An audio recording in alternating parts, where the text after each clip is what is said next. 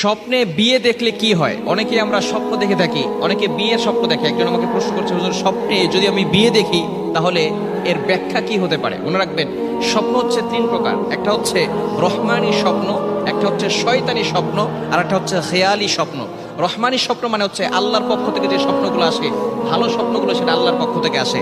খারাপ স্বপ্ন এটা শয়তানের পক্ষ থেকে আসে। আর একটা হচ্ছে খেয়ালি স্বপ্ন, আপনি সারাদিন যেটা চিন্তা করছেন এটাই আপনার স্বপ্নে বাস্তবায়িত হবে, অর্থাৎ স্বপ্নে আপনি সেটাই দেখবেন। এজন্য এই তিন ধরনের স্বপ্ন হয়। বিশেষ করে শেষ রাতে যে স্বপ্নগুলো দেখা হয় এগুলো তার উপরে প্রভাব পড়ার একটা আলামত থাকে। আমরা দিনের বেলা যে স্বপ্ন দেখি তার প্রভাব কিন্তু মানুষের উপরে সাধারণত পড়ে না।